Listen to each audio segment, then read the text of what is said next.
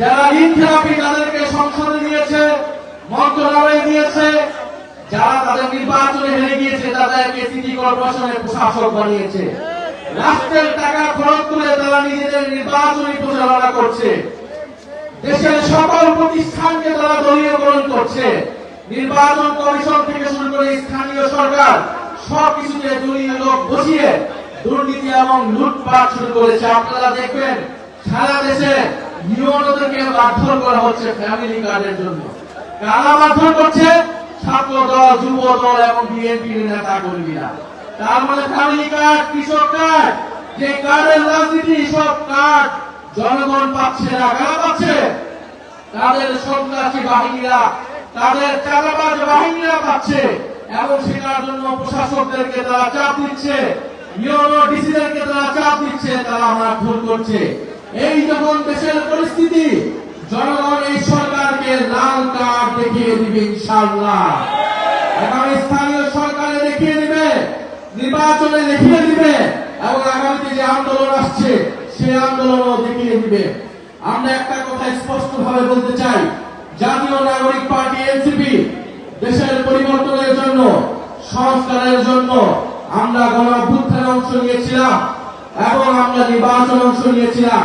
আমরা আপনাদেরকে বলেছিলাম যে গণভোটে হ্যাঁ ভোট দিন, হ্যাঁ ভোট দিলে দেশের সংস্কার হবে, পুলিশের সংস্কার হবে, বিচার ব্যবস্থার সংস্কার হবে, স্থানীয় সরকারের সংস্কার হবে, মিডিয়ার সংস্কার হবে। আমরা সেই প্রতিশ্রুতি অনুযায়ী এই সরকার যদি গণভোটের গণনায় বাস্তবায়ন না করে, আমরা এই সরকারকে ক্ষমতায় থাকতে দেব না। এই সরকার যদি গ্যাস সরবরাহ করতে না পারে, গ্যাসের দাম যদি দাম না কমায়, বিদ্যুৎ যদি সরবরাহ করতে না পারে, কলকারখানা বন্ধ হয়ে যাচ্ছে, শিল্প কারখানা বন্ধ হয়ে যাচ্ছে, ব্যবসা বাণিজ্য বন্ধ হয়ে যাচ্ছে, চাঁদাবাজির কারণে কেউ ব্যবসা করতে পারছে না। এই সকল পরিস্থিতি যদি পরিবর্তন করতে না পারে, আমরা এই সরকারকে ক্ষমতায় থাকতে দেব না। ওনাদেরকে ভোট দিয়ে ক্ষমতায় বসানো হয়েছে দুর্নীতি এবং লুটপাট করার জন্য নয়, জনগণের নিত্য প্রয়োজনীয় দ্রব্য যাতে সরবরাহ করতে পারো, তেল গ্যাস যাতে সরবরাহ করতে পারো, সেজন্য তোমাদেরকে ক্ষমতায় বসানো হয়েছে। আপনারা ক্ষমতায় বসে আপনাদের সন্তানরা লুটপাট করবে, বিভিন্ন মন্ত্রণালয়ে টেন্ডারবাজি করবে, এটার জন্য কেউ আপনাদেরকে ক্ষমতায় টিকিয়ে রাখবে না। ফলে নগরবাসী এখনো ধৈর্যের পরীক্ষা দিচ্ছে। যাত্রাবাড়িতে কারেন্ট থাকে না? নাই। যাত্রাবাড়িতে কারেন্ট থাকে না, যাত্রাবাড়িতে গ্যাস থাকে না। আমরা জানি এই যাত্রাবাড়ি গণ-অভ্যুত্থানের অন্যতম হটস্পট ছিল। আজকে মঞ্চে আমাদের শহীদ পরিবারের সদস্যরা বসে রয়েছেন, জুলাই যোদ্ধা যারা বন্ধুত্ব বরণ করেছেন, যারা চোখ হারিয়েছেন, তারা বসে রয়েছেন। এখানে মাদ্রাসার ছাত্ররা এসেছেন, এসেছেন। আপনারা ভূমিকা রেখেছিলেন গণ-অভ্যুত্থানে, আপনাদের ভূমিকার কারণে জুলাই অভ্যুত্থান সংগঠিত হয়েছিল, সফল হয়েছিল। সেই বিচার কিন্তু আমরা এখনো পাই নাই। অন্তর্বর্তী সরকারের সময় যে বিচার যতটুকু হয়েছিল ততটুকু রয়েছে এই সরকার। অন্তর্বর্তী সরকারের পরে কোনো কার্যক্রম করতে পারে নাই। প্রিয় বন্ধুগণ, এখানে শহীদ পরিবার আছে কিসের জন্য? বিচারের জন্য। আমরা সংস্কার চাই এবং আমরা বিচারও চাই। সংস্কার এবং বিচার ছাড়া, আমরা সংস্কার এবং বিচার ছাড়া আমরা এই সরকারের কোন ম্যান্ডেট নাই আমরা মনে করি। 5ই আগস্ট আপনারা দেখেছেন যে দিল্লিতে একটা প্রেস ব্রিফিং হয়েছে। পুলিশ শেখ হাসিনা সরকার একটা প্রেস ব্রিফিং করে বাংলাদেশের সার্বভৌমত্বের বিরুদ্ধে দিল্লি অবস্থান নিয়েছে। কিন্তু আমরা দেখতে পেলাম তারেক রহমানের সরকার এর কোন জবাবদিহিতা নিশ্চিত করতে পারে নাই।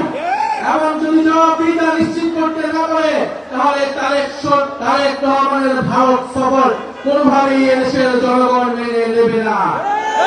দেশের সার্বভৌমত্বের উপর আঘাত এসেছে, দেশের গণতন্ত্র বিচার ব্যবস্থা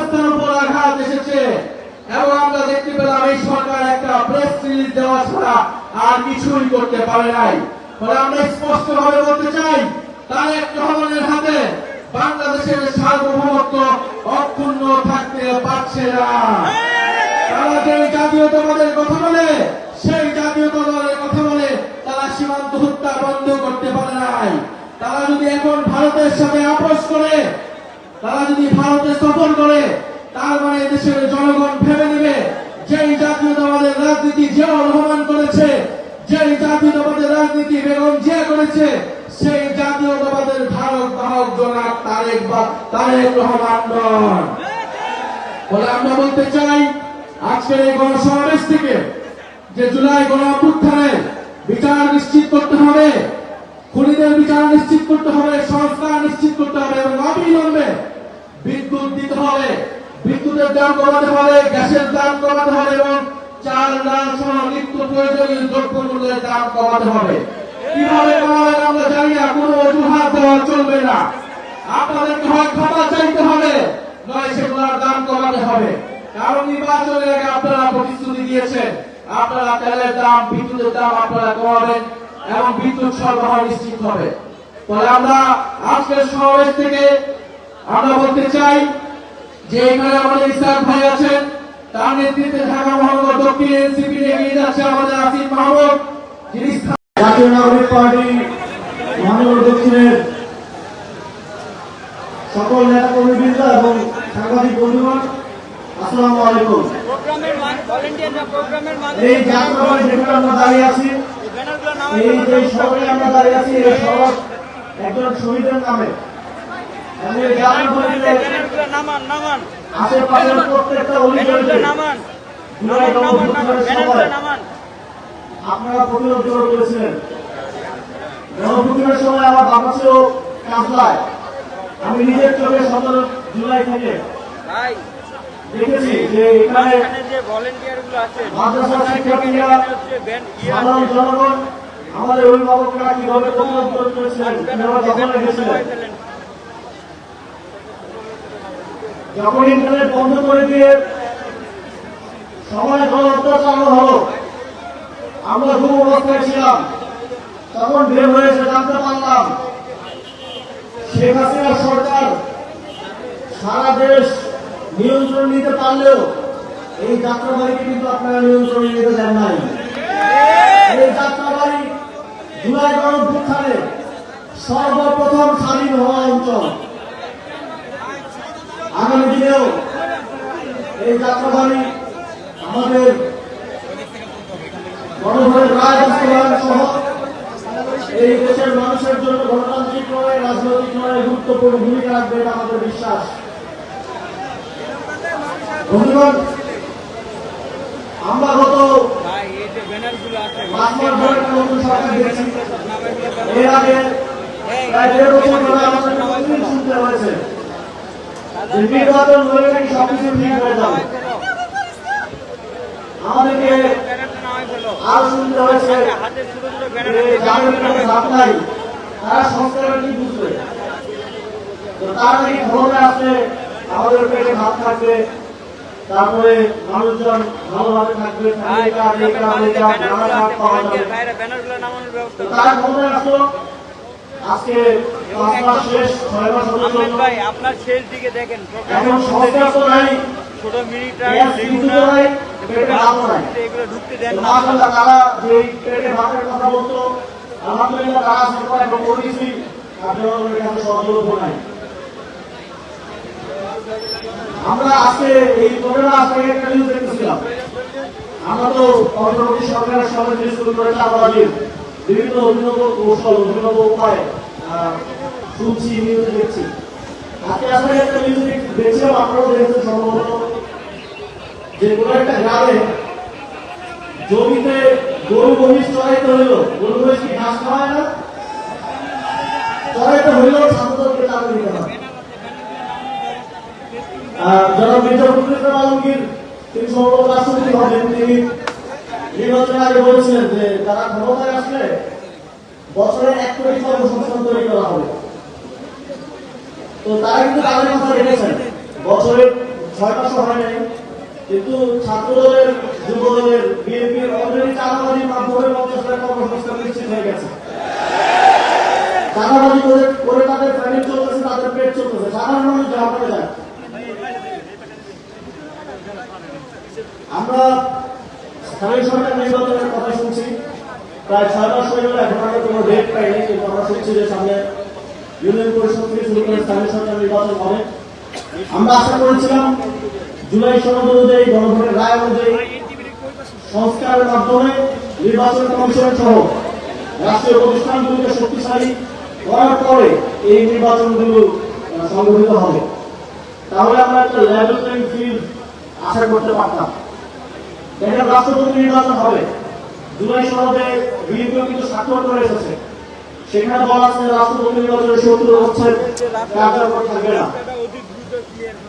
তো বিএনপি আগের অবস্থানে, আগের ব্যবস্থার মধ্যে দিয়ে আবার রাষ্ট্রপতি নির্বাচন করছে।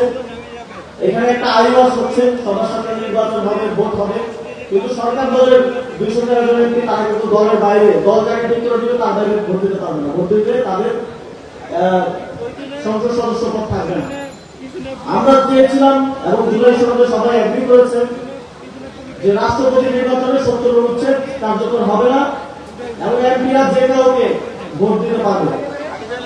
যদি সেরকম পরিস্থিতি হতো, সংস্কারের পরে এই নির্বাচনটা হতো, তাহলে আমরা দেশের জন্য সত্যিকার অর্থে দলগতের মধ্যে একজন রাষ্ট্রপতি হওয়ার মতো যোগ্য ব্যক্তিকে সম্ভবত রাষ্ট্রপতি দেখতে পেতাম। কিন্তু দুঃখজনক যে জুলাই গণঅভ্যুত্থানের পরে একটা রাষ্ট্রপতি নির্বাচন হচ্ছে, আমাদেরকে আবারও একজন দলীয় ব্যক্তিকে রাষ্ট্রপতির জায়গায় দেখতে হবে। স্থানীয় সরকার নির্বাচনে আপনারা ইতিমধ্যে জানেন যে বিএনপি সিটি কর্পোরেশনগুলোতে প্রশাসক নিয়োগ করেছে। কিছু কিছু ক্ষেত্রে ইউনিয়ন পরিষদ, উপজেলা পরিষদ প্রশাসক নিয়োগ করা হয়েছে। জেলা পরিষদগুলোতে প্রায় সবগুলিতে প্রশাসক নিয়োগ করা হয়েছে। বিএনপি গত 17 বছর সংস্কারের কথা বলে রাজনীতি করে আসছে, গণতন্ত্রের কথা বলে রাজনীতি করে আসছে, অথচ দেখেন তাদের প্রশাসকরা সরকারি টাকায়, সিটি কর্পোরেশনের টাকায়, এক পাশে সিটি কর্পোরেশনের লোগো, আরেক পাশে বিএনপির দলীয় লোগো, তারপরে তার বড় ছবি দিয়ে সারা ঢাকায় পোস্টারিং করে চলে ফেলেছে। এদিকেও আশেপাশে পোস্টার খুঁজতে পাওয়া যাবে। সরকারি টাকায়, সিটি কর্পোরেশনের তহবিলের টাকায় নিজের নির্বাচনী প্রচারণা করে, এটা কিসের গণতন্ত্র? আমরা জাতীয় নাগরিক পার্টির পক্ষ থেকে স্পষ্টভাবে দাবি করেছি, কোন প্রশাসক, যাদেরকে প্রশাসক দেওয়া হয়েছে, কেউ স্থানীয় সরকার নির্বাচনে অংশগ্রহণ করতে পারবে না। যদি তারা স্থানীয় সরকার নির্বাচনে অংশগ্রহণ করে, এই নির্বাচনটা আবার একটা প্রস্তুতি নির্বাচন হয়ে থেকে যাবে। এবং আমরা আবার দেখছি এই নির্বাচন প্রক্রিয়া রাষ্ট্রীয় প্রতিষ্ঠানগুলোকে দুর্বল করার মধ্য দিয়ে, দলীয়করণ করার মধ্য দিয়ে আমাদের মধ্যে কিন্তু জনগণের মধ্যে একটা সংখ্যা তৈরি হচ্ছে যে এবার যেমন জনগণ ভোট দিতে পেরেছে, 5 বছর পরে কি সাধারণ মানুষ ভোট দিতে পারবে কিনা? তো স্থানীয় সরকার নির্বাচনে বোঝা যাবে যে 5 বছর পরে আমরা ভোট দিতে পারবো কি পারবো না। তবে আমরা বর্ডারের ওপর থেকে শুনি শেখ হাসিনা বাংলাদেশে আসতে চায়, আওয়ামী লীগের বিভিন্ন নেতারা সাক্ষাৎকার দিচ্ছে, বিভিন্ন জায়গায় বাংলাদেশে আসতে চায়। এই বিষয়টা কেউ দ্বিমত করতেছে না, আমরাও চাই আপনারা আসেন। এই যে আমাদের মঞ্চে শহীদ পরিবারের সদস্যরা আছেন, মঞ্চের সামনে শহীদ পরিবারের